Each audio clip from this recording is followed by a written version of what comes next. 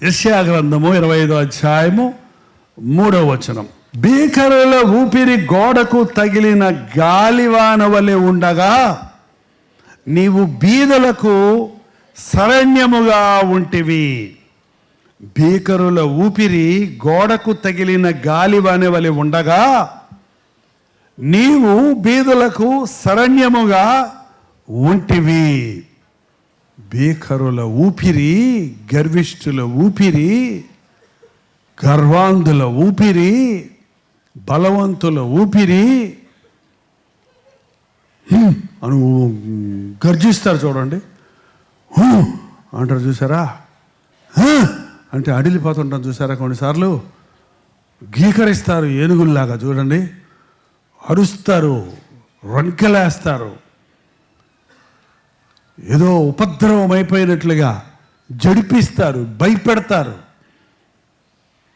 అదరగొడతారు. అలాంటి మనుషులు, అలాంటి పరిస్థితులు మేము ఎదుర్కొన్నాము అన్నవాళ్ళు ఎవరైనా ఉంటే చేయి చూపించండి. మమ్మల్ని ఎవరు భయపెట్టలేదండి, మేమే అందరినీ భయపెట్టామంటారా ఏంటి? ఎప్పుడు ఎక్కడ ఏ విషయంలో జడుచుకోలేదా మీరెవరో? మరి చెయ్యొద్దండి. ఓహో, నేను బేకర ధ్వని అంటే అది బైబిల్ లాంగ్వేజ్ అర్థం కాలేదు, వాడుక భాషలో చెప్పాలి. జడుచుకున్నారా? వందనాలు దింపండి. జడుచుకున్నప్పుడు అమ్మ ఉంటే పరిగెడతాం. జడుచుకున్నప్పుడు మనకి ఎవరన్నా స్నేహితులు పక్కన ఉంటే కనీసం చేయి పట్టుకుంటాం. ఒంటరిగా ఉన్నప్పుడు జడుచుకున్నాం అనుకో ఏమవుతావు? అప్పుడే యేసయ్య గుర్తొస్తారంట కొంతమంది చెబుతున్నారు. భీకరుల ధ్వని, భీకరుల ఊపిరి గోడకు తగిలిన గాలివాన వలె. మరి తుఫానులు రావటం మన వైజాగ్లో చాలాసార్లు అనుభవం ఉంది. ఈదురుగాలులు వీస్తున్నాయి, ఇన్ని మైళ్ళ వేగంతో ఈదురుగాలులు వస్తాయి, వర్షం కురుస్తుంది, తుఫాను చెలరేగిందన్నప్పుడు అలాంటి తుఫానులు చూసిన వాళ్ళు పైన చేయి చూపించండి. మన వైజాగ్లో కానీ ఎక్కడైనా సరే. ఇందులో మాత్రం సముద్ర తీరంలో ఉన్నారు కదా, పెట్టింది పేరు వైజాగ్. అది ఈ మధ్య కదా మన చర్చిలు, రేకులు, చర్చిలు అన్నీ ఎగిరిపోయినాయి. ఆ సమయంలో ఎలా ఉంటుందో చూడండి. ఒక తుఫాను వచ్చినప్పుడు ఆ వేగంగా గాలి విసిరినప్పుడు 100 సంవత్సరాల నుండి భూమిలో పాతుకుపోయిన వేర్లతో పాతుకుపోయిన చెట్టులు కూడా కింద పడిపోతున్నాయి. కాంక్రీట్ వేసి నిలబెట్టిన ఎలక్ట్రిక్ స్తంభాలు కూడా కిందకు వాలిపోతున్నాయి. ఎంతో చక్కగా బిల్డ్ చేసిన బిల్డింగ్స్ కూడా ఊడిపోతున్నాయి. ఇక పాత గోడలు, పాత బిల్డింగ్స్ ఉన్నాయంటే ముంబైలో జరుగుతుంటాయి, మాటి కూలిపోతుంటాయి. అక్కడ ఎప్పుడో కట్టినాయి సందుల్లో గొంతుల్లో. ఆ గాలి వచ్చి ఆ గోడ కొట్టగానే ఆ నానిపోయి పాతదైపోయిన ఇసుక, సిమెంట్ అంతా ఇసుకలాగా అయిపోయినటువంటి గోడలు ఏమైపోతాయి? దబదబ ఇల్లులో ఫ్లాట్లు పడిపోతున్నాయి. అలాంటి ఉపద్రవం వచ్చినప్పుడు, అలాంటి ప్రమాదం వచ్చినప్పుడు ఎలా బెంబేలు పడిపోతాం, ఎలా అరుస్తాం, ఎలా పారిపోవడానికి ప్రయత్నిస్తాం, ఎలా దాక్కోవడానికి ప్రయత్నిస్తాం. అలాంటి పరిస్థితుల్లో ఆ తుఫానులో ఎటు పోయినా వర్షం కురుస్తుంది కాబట్టి ఎదురింట్లోకి వెళ్దామంటే ఆ ఇంటి పరిస్థితి అలాగే ఉంది కాబట్టి ప్రజలు రోడ్ల పాలవ్వటము, కట్టుకొట్టలతో బయటపడటము, ప్రభుత్వం వారు ఏమన్నా స్థలాలు ఏర్పాటు చేస్తే అక్కడికి తీసుకెళ్ళిపోయి అక్కడ ఉంచటం వంటివి జరుగుతుంటాయి. కొన్నిసార్లు మన జీవితాల్లో అలాంటి పరిస్థితులు, ఉపద్రవాలు కలుగుతాయి. అంతా బాగుంది అన్నప్పుడు, అంతా సౌఖ్యంగా ఉన్నామన్నప్పుడు, ఒక విపత్తు జరిగి ఇంటిలో ముఖ్యమైన వ్యక్తులు యాక్సిడెంట్లో మరణించారని చెప్పినప్పుడు ఆ ఇంటి ఇల్లాలి గుండె ఏమైపోతుంది? ఒక భయంకరమైనటువంటి ప్రమాదం జరిగిందన్నప్పుడు, అలాంటి విషయాలు విన్నప్పుడు ఎలాగూ భయపడిపోతాం. కొన్నిసార్లు మనం నమ్మి మనకెంతో ప్రియులు అనుకున్న వారు మన ద్రోహం చేసినప్పుడు, మనకు అన్యాయం చేసినప్పుడు, మన మధ్య సంతకాలు పెట్టించుకొని, మన విజయవాడలో ఒక ఆయన వచ్చాడు, అయిపోయిందండి 7 లారీలు కొన్నాను, అయిపోయింది. ఏమైందండి? అయిపోయిందండి. 7 లారీలు ఉన్నదంతా పోగు చేసి 7 లారీలు కొని బిజినెస్ చేద్దామని కొన్నానండి. యాక్సిడెంట్లు అయినాయా? అంతవరకే వెళ్ళలేదండి. రిజిస్ట్రేషన్ అయిన తర్వాత పేపర్లు తీసుకోవడానికి వెళ్తే నా కూడా ఉండి నా చేత లారీలు కొనిపించిన నా డీప్ థిక్ ఫ్రెండ్ తన పేరులో రాయించుకొని నేను ఆయనకి ఇచ్చేసినట్టు సంతకం పెట్టించుకున్నాడు. నా రిజిస్ట్రేషన్ నేను చేసినట్టు కాకుండా మొత్తం తన వశం చేసుకున్నాడు. నాకు ఎప్పుడూ అనుకోలేదండి, నా సొంత మిత్రుడు నమ్మి వాడికి అన్నీ చెప్పారు, నన్ను ఇట్లా చేశాడు అన్నప్పుడు ఎంత భయంకరమండి. నమ్మిన వారు ద్రోహం చేస్తే, ప్రేమించానన్నాడండి, చచ్చిపోతానంటే పెళ్లి చేసుకున్నానండి, పెళ్ళైన రోజు నుంచి మాకు గొడవలేదండి, 2 పిల్లలు పుట్టారండి, ఇప్పుడు నన్ను నా పిల్లల్ని వదిలేసి బ్యాంకు పుస్తకాలన్నీ తీసుకొని ఇంట్లో ఉన్న బంగారం అంతా ఊడ్చుకొని ఎటో వెళ్ళిపోయాడో, నేను ఏం చేసేదని ఒక స్త్రీ ఏడుస్తూ ఉందండి. పోషించాల్సిన పురుషుడు భార్యను ఒడిచిపెడితే, ద్రోహం చేస్తే, ఆ స్థితుల్లో గాలివాన వచ్చి పటక్కన పడ్డట్టుగా ఒక ఉపద్రవం మన మీదకి వచ్చినప్పుడు తట్టుకోలేని వేదన, బాధలు కలుగుతుంటాయి. అట్టి మీకు కలగలేదంటే మీరు చాలా ధన్యులు. అట్టివి మీకు కలగలేదంటే దేవుని కాపుదల మీ మీద ఇంకా ఉంది అని అర్థం. ఈ లోకంలో ఉన్నంత వరకు నాకు కలగవు అనటానికి వీలు లేదు. ఇవాల్టి వరకు నీవు క్షేమంగా ఉన్నావు అంటే ఇది దేవుని కృప. అంతం వరకు మనం క్షేమంగా ఉండాలంటే మనకు అవసరమైంది ఆయన సహాయం. మనుష్యులు ఎవ్వరూ నీకు సహాయం చేయనప్పుడు, యోసేపు అండి ఆ ఇంట్లో ముద్దుల కుమారుడు. ఏ యోసేపు చెప్తున్నాను నేను? బైబిల్లో ఉన్న యోసేపు.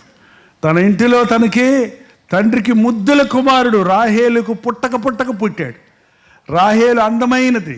ఏడ్చి ఏడ్చి ఏడ్చి నాకు పిల్లల్ని లేకపోతే నన్ను చంపేయని దేవుడితో పోరాడి సంపాదించుకున్న కుమారుడు యోసేపు.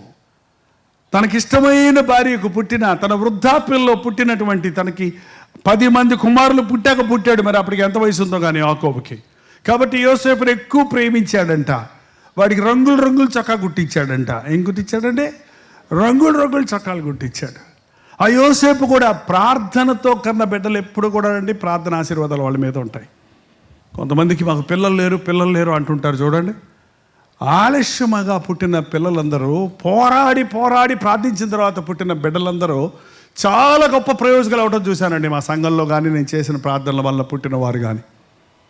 దేవుడు ఆలస్యం చేస్తే అత్యధికమైన దీవెనిస్తాడు. నాకు పిల్లలు లేరు, గొడ్రాలు అనిపించుకుంది, ఏడుస్తూ ఉండింది, పోరాడి పొందింది ఒక బిడ్డను. ఎవరండి ఆయన పేరు? సమూయేలు. ఆ బిడ్డ ఏమయ్యాడు? పెద్దవాడైనప్పుడు గొప్ప ప్రవక్త అయ్యాడు. అతని నోటి మాటల్లో ఒకటి కూడా వృధా అవ్వలేదట. అంత గొప్ప దైవజనుడు అయ్యాడు. అలాగే రాహేలుకు పుట్టిన యోసేపు బహుశ్రేష్ఠుడిగా ఉన్నాడు. 10 మంది అన్నలు పరిగమాలను పనులు చేస్తుంటే తమ్ముడు ఏం చేస్తాడండి? అదే చేస్తాడు. కానీ యోసేపు అన్నలు చెడుతనం చేస్తుంటే వాళ్ళతో చెడు పనులు చేయలేదు. సరిగదా నాన్న, అన్నయ్యోళ్ళు ఇలా పాడైపోతున్నారని తండ్రికి ఆ విషయాన్ని తెలియజేశాడు. చిన్నప్పటి నుంచి యోసేపుకు దర్శనాలు వచ్చాయి. ఏం దర్శనాలు? ఎంతమంది కళ్ళు వస్తాయో చేయి చూపించండి. ఏం కళ్ళు వస్తాయండి? డబ్బులు దొరికినట్టు కళ వచ్చిందంట ఒక ఆయనకి. ఓ లెక్కటేసుకుంటాడంట, లేచి కూర్చొని మంచం మీద లెక్కెట్టుకుంటున్నాడు. బిర్యానీ తాగినట్టు తిన్నట్టు కళ వచ్చిందంట ఒక ఆయనకి. బేవ్ అంటూ లేచాడంట. నువ్వు విస్తారమైన పనుల వలన స్వప్నము, నువ్వు ఎక్కువ ఏది ఆలోచిస్తావో అది నీ కళ్ళు వస్తాయి. ఇంకా చాలామంది నా దగ్గర వచ్చి కళ వచ్చిందండి, రాత్రి నాకు దెయ్యం వచ్చాడండి, సాతాను వచ్చాడండి, నాకు భయం వేసిందండి అని చెబుతారు. కానీ నాకు ప్రభు దర్శనం ఇచ్చాడు, ఆయన మహిమను చూశాను, ఆయన బంగారు పాదాలు చూశాను, ఆయన నాకు ఇలా సెలవిచ్చాడు అని చెప్పేవాళ్ళు ఈ రోజున అరుదైపోయారు. ఎందుకంటే మనం ధ్యానంలో దేవుని ధ్యానం లేదు కాబట్టి దేవుని దర్శనంతో కూడిన కళలు లేక స్వప్నాలు లేక ఆలోచనలు రావటం లేదు. కానీ యోసేపు దేవునితో నింపబడ్డాడు కాబట్టి దేవుని దర్శనాలు రాబో వాటిని దేవుడు యోసేపుకు చూపిస్తూ ఉన్నాడు. ఒకరోజు యాకోబు పిలిచాడు, మీ అన్నలకి భోజనం తీసుకెళ్ళయ్యా. ఎంతమందికి? 10 మందికి భోజనం తీసుకెళ్ళమంటే 10 క్యారేజీలు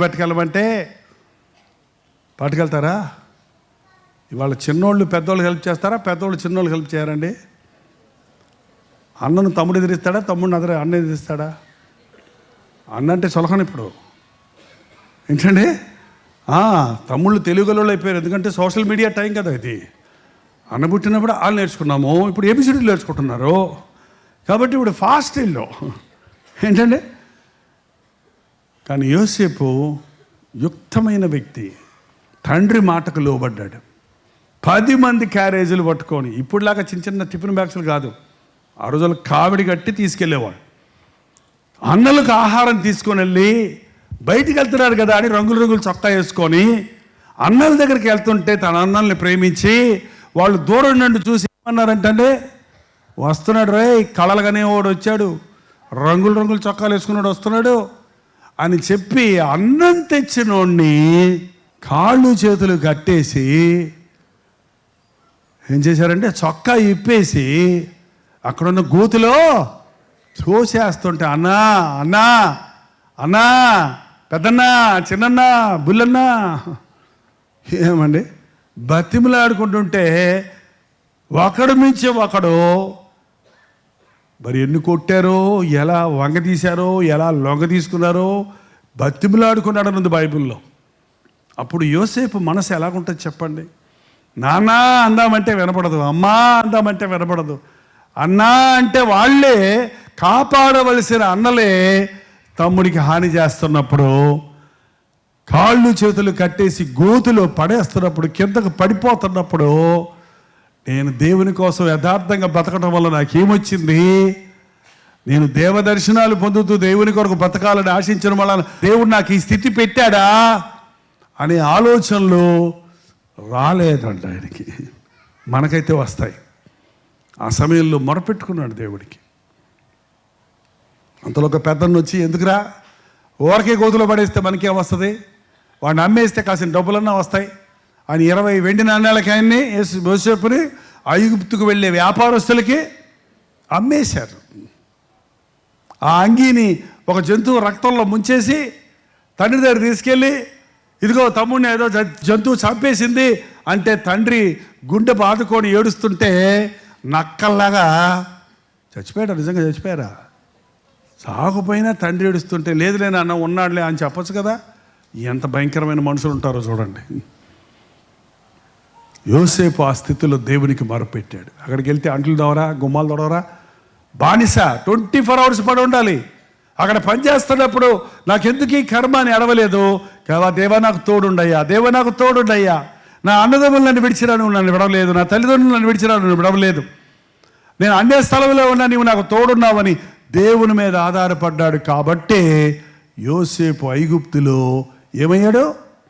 ప్రధానమంత్రి అయ్యాడు. ఏంటండి, కొన్నిసార్లు మన అన్నలే మనల్ని మోసం చేస్తారు, మన తమ్ముళ్ళే మనల్ని మోసం చేస్తారు, మన తల్లిదండ్రులనే మనల్ని విడిచిపెట్టేస్తారు, మన అత్తమామలే మనల్ని ద్వేషిస్తారు, కట్టుకున్న భార్యే ద్రోహం చేస్తుంది, కట్టుకున్న భర్తే అవమానపరుస్తాడు.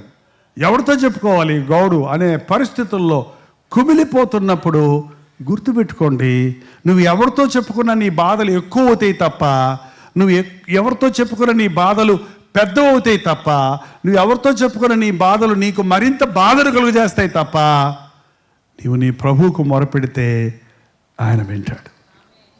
ఏమన్నాడు చూడండి అక్కడ, భీకరుల ఊపిరి గోడకు తగిలిన గాలి వలె ఉండగా నీవు బీదలకు శరణ్యముగా ఉంటివి. నీవు బీదలు అంటే డబ్బులు లేని వాళ్ళు కాదండి. అక్కడ మనం చాలాసార్లు బేదలు అంటుంటాం. బేదలంటే డబ్బులు లేని వాళ్ళు కాదు. వాక్యంలో చెప్పిందండి, ఆత్మ విషయమై దీనులైన వారు ధన్యులు, పరలోక రాజ్యమో.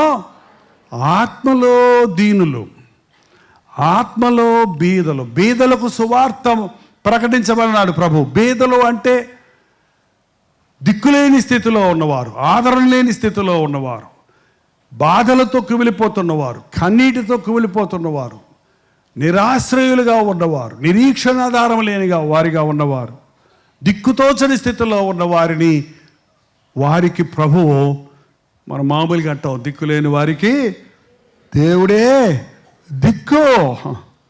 కానీ మనం అంటాం కానీ ఆ దిక్కులేని పరిస్థితి వచ్చినప్పుడు దేవుని మీద విశ్వాసం ఉంచాం. కానీ యోసేపు ప్రభు మీద విశ్వాసం ఉంచాడు. ఎప్పుడు గుర్తుపెట్టుకోండి, ఈ లోకంలో ఉన్న మనుషులందరూ విడిచిపెట్టే రోజు ఒకటి వస్తుందేమో. ఈ లోకంలో ఉన్న మనుషులందరూ మనల్ని అనాథలుగా విడిచే రోజు ఒకటి వస్తుందేమో. మనం ఎంతో ప్రేమించిన మన తల్లి మనల్ని విడిచి మరణించే రోజు వస్తుంది. మనకు కంచె కాపుదలుగా ఉన్న తండ్రి విడిచిపెట్టే రోజు ఒకటి వస్తుంది. నీకెంతో ఆదరణగా ఉన్న నీ భార్య మరణించే రోజు ఒకటి రావచ్చు. నీ భర్త లేని స్థితి నీకు రావచ్చు. కానీ నీవు నమ్మిన దేవుడు నిన్ను విడువను ఎడబాయనన్నాడు. తండ్రి లేని వారికి తండ్రిగా ఉన్నాడు, దిక్కు లేని వారికి దిక్కుగా ఉన్నాడు, అనాథలకు ఆదరణగా ఉన్నాడు, బీదలకు శరణ్యముగా ఉన్నాడు. శరణం అంటాం మనం మామూలుగా. శరణం అంటే నువ్వే నాకు గతి, నువ్వే దిక్కు, నువ్వే నాకు. ఏ పరిస్థితుల్లోనైనా, ఎలాంటి పరిస్థితుల్లోనైనా యేసుక్రీస్తు నామంలో ప్రార్థించడం నేర్చుకోండి. చాలామంది అలాంటి పరిస్థితులు వచ్చినప్పుడు చచ్చిపోదాం అనుకుంటారండి, ఆత్మహత్య చేసుకుందాం అనుకుంటారు. ఇంకెందుకు నాకు ఈ బతుకుచ్చి అని సముద్రంలో దూకాలను, రైలు కింద తలపెట్టాలను, తాడేసుకొని ఉరేసుకొని చీరగట్టి ఫ్యాన్కి ఉరేసుకొని చావాలను, ఆ మాత్రలు ఈ మాత్రలు మింగి చావాలను వారికి వారే హాని చేసుకొని జీవితాన్ని అంతం చేసుకుందాం అనుకుంటారు. అది అజ్ఞానం. ఈ లోకంలో బాధలు భరించలేక నువ్వు ఆత్మహత్య చేసుకుంటే అగ్ని ఆరని పురుగు చావని అగ్నిగంధకులతో మండే గుండంలో అహర్నిశలు అల్లాడాలి. అది గుర్తుపెట్టుకోండి. ఇప్పుడు కూడా నరహత్య చేయకూడదని ప్రభు చెప్పాడు. ఇతరులను చంపటం ఎంత నేరమో నిన్ను నీవు చంపుకోవడం కూడా అంతే నేరం. ఆత్మహత్య చేసుకునే వాళ్ళు దేవుని రాజ్యానికి వారసులు అవ్వరు. ఎలాంటి బాధ ఉన్నా, నాకు ఏ దిక్కు లేదని నీవు అనుకున్నా, ఎల్లప్పుడూ యేసయ్య నీకు చేతులు చాచి ఉన్నాడు. సాతాన్ని చుట్టూ కంచె వేసేయచ్చు, బద్దకాలు పెట్టేయచ్చు, ఎటు తోచని ఎటు పోలేని పరిస్థితులను మూసేయచ్చేమో, కానీ నీ పై కప్పు ఎప్పుడు తెరిచే ఉంటుంది. చుట్టూ దారి లేదేమో కానీ పైకి చూసి ప్రభువును వేడుకోవడానికి ఎప్పుడు అవకాశమో ఉంది. దావీదు ఒకరోజు తనతో ఉన్న 400 మందితో యుద్ధానికి వెళ్ళి తిరిగి వచ్చేటప్పటికి తన పట్టణం అంతా కాల్చివేయబడింది, తన క్యాంప్ అంతా కాల్చివేయబడింది. వారి భార్యలు బిడ్డలు అన్ని దోచుకొని వెళ్ళిపోయారు శత్రువులందరూ.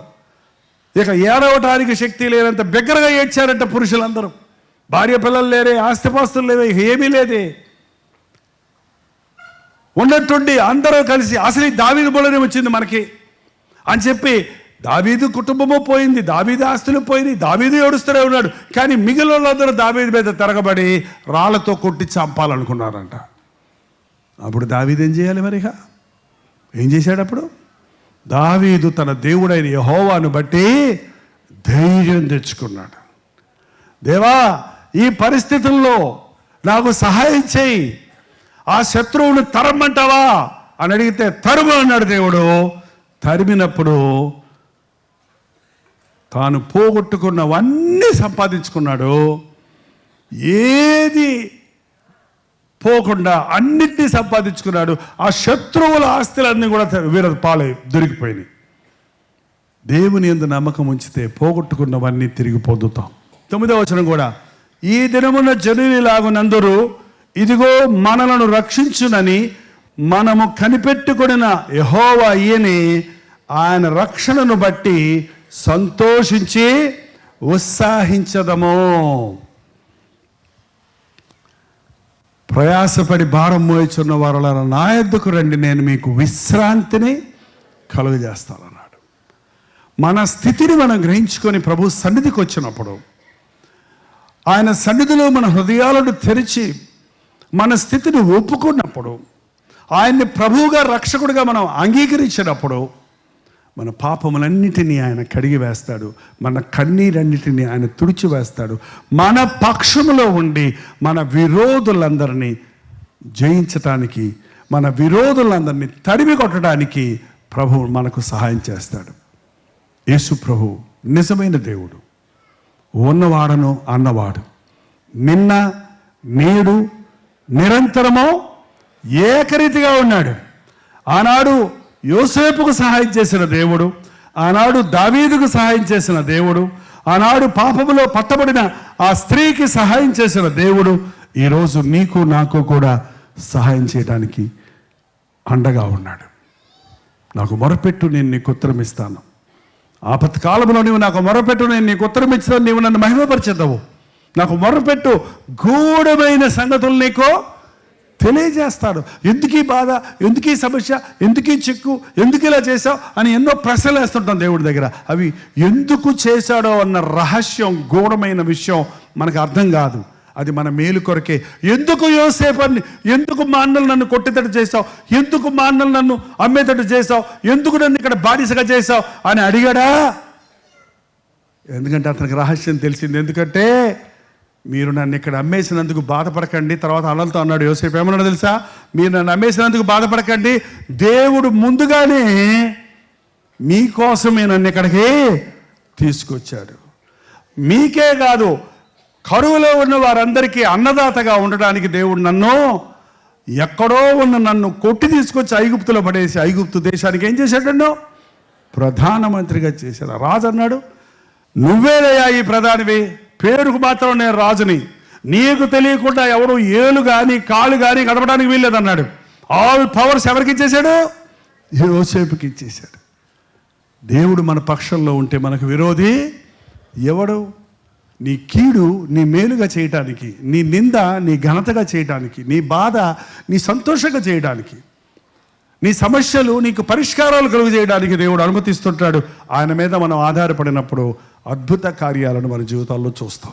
నాకు తెలుసండి, క్రైస్తవ జీవితం అనేది బోరింగ్ జీవితం కాదు. ఎలా ఉన్నావు? ఎలా ఉన్నావు? ఏం చేస్తున్నావు? ఉద్యోగం చేసుకుంటున్నావు. పెళ్ళయిందా? అయింది. పిల్లలు పుట్టారా? పుట్టారు. ఫీజులు కట్టలా చేస్తున్నాను. పిల్లలు లేని వాళ్ళు పిల్లలు లేక ఎడుతుంటే పిల్లలు పుట్టాడు ఫీజులు కడతానికి బాధ అంట. ఎలా ఉంది? తల నడిచిపోతుంది ఏంటి? అయిపోయింది. ఏంటి అప్పుడే అయిపోయిందండి? ఇంకేముంది? అయిపోయింది. ఇంకేముంది? లైఫ్ అయిపోయింది. అది కాదండి క్రైస్తవ జీవితం. అది కాదు. దినాభివృద్ధి పొందుతాం. గత సంవత్సరం కంటే ఈ సంవత్సరం ఎక్కువ ప్రార్థన చేస్తావు. గత సంవత్సరం కంటే ఎక్కువ అభివృద్ధి చూస్తావు, ఎక్కువ సంతోషం చూస్తావు. దేవుడు ఆశీర్వదించినప్పుడు సూర్యోదయం నుండి సూర్యాస్తమయం వరకు దేవుని దీవెనలు నీ మీద నిలిచి ఉంటాయి. ఆ క్రైస్తవ జీవితంలో పోరాటాలు ఉంటాయి. ఈ పరుగు పద్యాలు ఎత్తే వాళ్ళని ఎప్పుడైనా చూసారా మీరు? పరిగెడుతున్న వాళ్ళని, పరిగెడుతున్నప్పుడు గసలు పడుతుంటారు, చెవట్లు కారిపోతుంటాయి, డొక్కలు ఎగురుతూ ఉంటాయి అంటుంటారు. కానీ వాళ్ళ గుండెల్లో ఏముంటుంది తెలుసా? ఒక ఉత్సాహం, ఒక సంతోషం, ఒక థ్రిల్లింగ్. ఎదురుగుండా అదేదో వస్తుంది, హర్డులు వస్తుంది. అడ్డంగా ఎందుకు వచ్చావు నువ్వు ఎక్కడికి అని అడుగుతాడా? అడిగితే ఓడిపోతాడు. ఏం చేస్తాడు? ఎగ్గిరేసి వెళ్ళిపోతాడు. అంతే. ఇంకోటి వచ్చింది, మళ్ళీ వచ్చావేంటి అంటాడా? ఎగ్గిరేసి వెళ్ళిపోతాడంటే ఎగ్గిరే పట్టుకొని ఫస్ట్ కొట్టేస్తాడు. క్రైస్తవ జీవితం అదండి. అడ్డాలు వస్తుంటాయి, సాతాను పెడతా ఉంటాడు ఏదో ఒకటి పొలలో. పక్క నుంచి పొలలు పెడుతుంటాడు, పక్క నుంచి సమస్యలు తెస్తుంటాడు, ఇబ్బందులు తెస్తుంటాడు, నిందలు వస్తుంటాయి, అవమానాలు వస్తుంటాయి, బాధలు వస్తుంటాయి, ఆపదలు వస్తుంటాయి. కానీ నా గురి ఎక్కడుందంటే యేసు వైపు చూచుచు మన ముందున్న పందెంలో ఓపికతో పరిగెత్తేవాడు జయం పొందుతాడు. పరిగెత్తేవాడు పక్కవాడిని చూశాడా ఓడిపోతాడు. ఆడు వచ్చేసాడే అనుకున్నాడా? వెళ్ళిపోతాడు అంతే. వాడు ఎటు చూడకూడదు, ఎటు చూస్తాడు? గురి చూడాలంతే. పక్కవాళ్ళు ఎవరన్నా అన్నాడు అనుకో, ఎరా ఎటాలు చేస్తాడో అని గొడవ పెట్టుకున్నాడు అనుకో, అయిపోయింది, ఓడిపోతాడు అంతే. మనం దేవుని బిడ్డలమైనప్పుడు మనల్ని ఎటాలు చేసేవాళ్ళు ఉంటారు, వాళ్ళతో మనకి గొడవ ఎందుకు? ఏంటి? మనల్ని విమర్శించే వాళ్ళు ఉంటారు, మనతో పోటీ పడే వాళ్ళు ఉంటారు, మనల్ని ఆటంకపరిచే వాళ్ళు ఉంటారు. వాళ్ళను చూస్తే ముందుకు సాగలేం. ఎవరిని చూడాలి?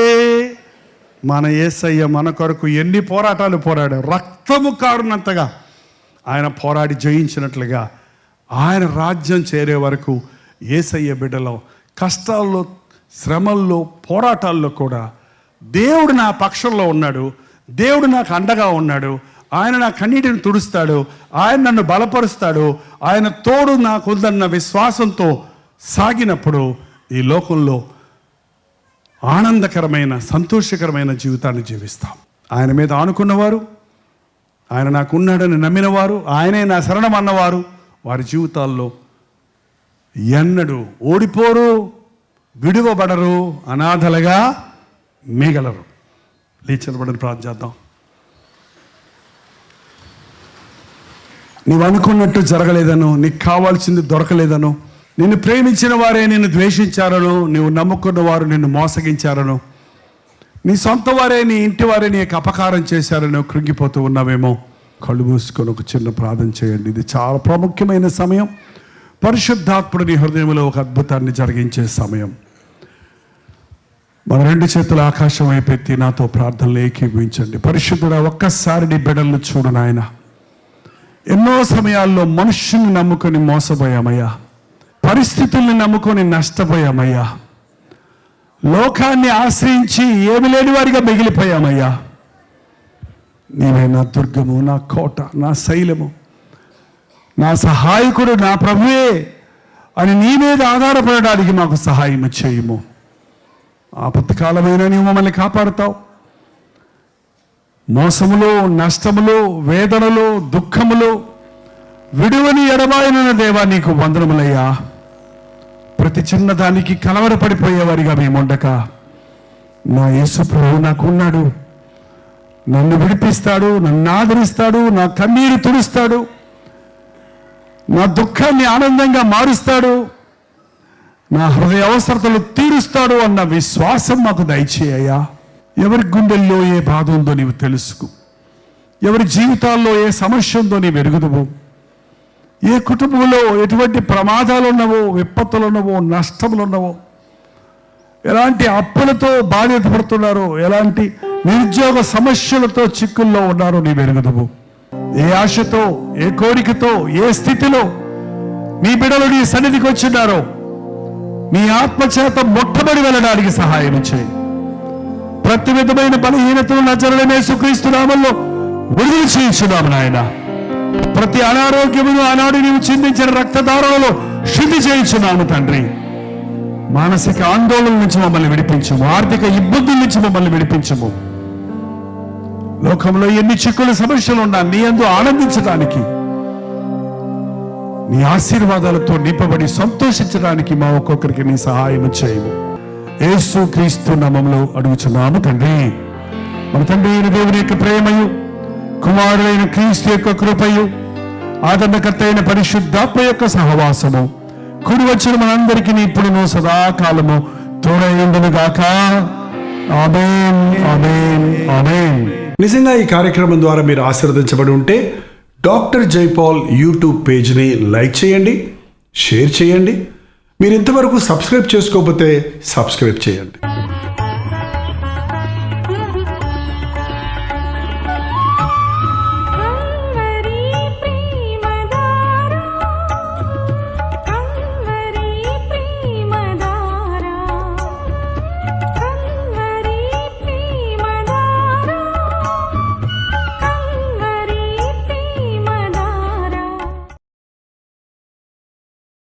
హల్లెలూయా. పూనా పరిసర ప్రాంతాల్లో ఉన్న వారికి శుభవార్త. ప్రభుచిత్తమైతే ఈ జనవరి 26వ తారీఖు రిపబ్లిక్ డే సందర్భంగా హాలిడే ఉంది కనుక ప్రభు అయిన యేసుక్రీస్తు నామములో మనందరము కూడి ఆయన్ని ఆరాధించటానికి, ఆయన వాక్యాన్ని ధ్యానించటానికి ఒక ప్రత్యేకమైన గెట్ టుగెదర్ను పూనాలో జనవరి 26వ తారీఖున ఏర్పాటు చేస్తున్నాం. సాయంత్రం 5 గంటల నుంచి 10 గంటల వరకు ఒకే సెషన్. రండి, పాల్గొనండి. హిందీ వారు, తమిళ వారు, తెలుగు వారు, ఈవెన్ మలయాళం ఆర్ కన్నడ భాషలో మాట్లాడే వారందరికీ ప్రేమతో ఆహ్వానిస్తున్నాం. ఎందుకంటే ప్రతిరోజు తెలుగు, తమిళ్, హిందీ, మలయాళం, బెంగాలీ, ఒరియా భాషల్లో ఇవ్వబడుతున్నటువంటి వర్తమానాలు, టీవీ ప్రోగ్రామ్స్ అనేకులు మీరు వీక్షిస్తున్నారు. పూనా లాంటి పట్టణంలో అన్ని భాషల వారు ఉన్నారు. మీ అందరి కొరకు అన్ని భాషల వారిని, అన్ని జాతుల వారిని ప్రభు తన రక్తం ఇచ్చి కొన్నాడు కనుక మనందరం ఏకముగా కూడి దేవుణ్ణి మహింపరచడానికి, దేవుడు చేసిన మేళ్లను గురించి ఆయన్ని ఘనపరచడానికి, దేవుని వాక్యాన్ని నేర్చుకొని ప్రభు రాకడ కొరకు సిద్ధపరచడానికి ప్రత్యేకమైన 1 డే గెట్ టుగెదర్ను జనవరి 26వ తారీఖున ఏర్పాటు చేస్తున్నాం. రండి, మీ స్నేహితుల్ని, బంధువుల్ని, ఫ్రెండ్స్ని కూడా ఆహ్వానించండి. మిమ్మల్ని వ్యక్తిగతంగా చూడటానికి, మీ కొరకు ప్రార్థించడానికి కూడా నేను సిద్ధంగా ఉంటాను. రండి, పాల్గొనండి, దైవాశీర్వాదాలు పొందండి. చిరునామా గమనించండి. YMCA international centre, new Rastapeth, near quarter gate, Poona. మరిన్ని వివరాలు కావాలంటే ఈ కింద పడినటువంటి ఫోన్ నెంబర్కి మీరు కాల్ చేయొచ్చు, వాట్సాప్ మెసేజ్ పెట్టచ్చు. రండి, పాల్గొనండి, దైవాశీర్వాదాలు పొందండి.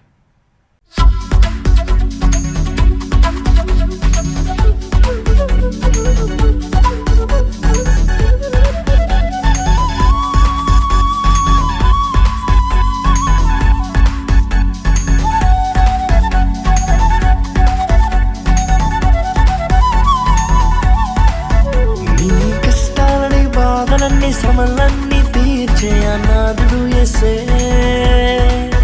నీ కష్టాలని బాధలన్నీ శ్రమలన్నీ తీర్చే అనాథుడు యేసే. ఆది నుండి ఉన్నవాడు ఆ దేవుడు, అద్భుతాలు చేసేవాడు నా యేసుడు. ఆది నుండి ఉన్నవాడు ఆ దేవుడు, అద్భుతాలు చేసేవాడు నా యేసుడు.